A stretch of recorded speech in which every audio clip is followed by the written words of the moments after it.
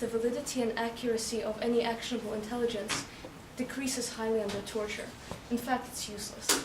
And therefore, it's very important to continue this dialogue to improve Canada's national security by having accurate intelligence.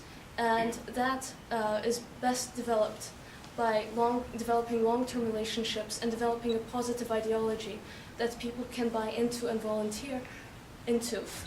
More importantly than that, it has hampered the quality of our human rights. And as my grandfather, who fought the Nazis all the way to Berlin in the Second World War, asked, what's the point when you have nothing to fight for, when you have nothing to die for? It's very clear that following 9/11 in the United States and around the world, the rights of ordinary people were pushed aside. And to a degree, the fundamental rights and privileges of Canadians were affected as well in a very, very negative way. Canada's human rights record is subject to criticism, and rightfully so, and we have to look at it. How can we be an honest broker in the world on human rights if there's questions about our own human rights here in Canada? We have not signed on to the optional protocol against torture in this country. That's reprehensible. C'est la peur. C'est la peur qui nous amène à prendre ces décisions.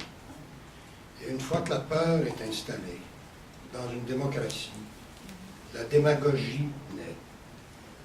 Parce que c'est plus facile de gagner des élections en tablant sur la peur de l'étranger que de développer la fraternité, la compréhension.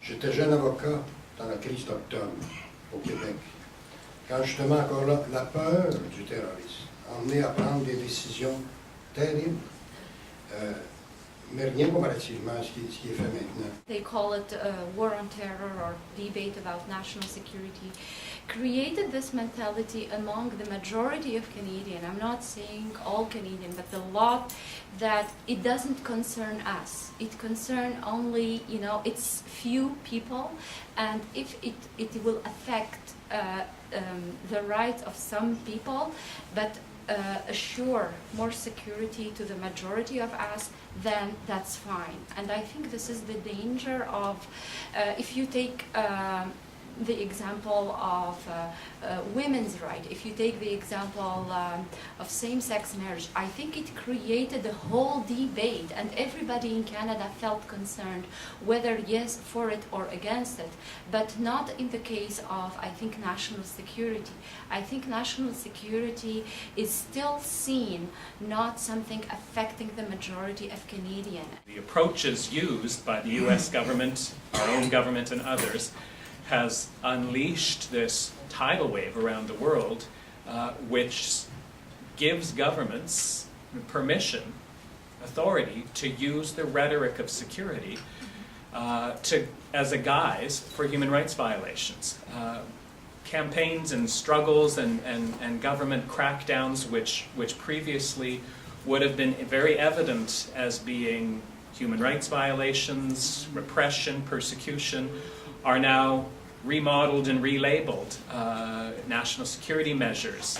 If you call a secret service police agency now a crack counterterrorism squad, not only are they no longer not criticized, they're probably eligible for international assistance, cooperation, and funding. What this government is doing is, I think, insidiously, for political reasons, there is this double standard of how Arabs, how Muslims, and how other racialized minority communities are treated.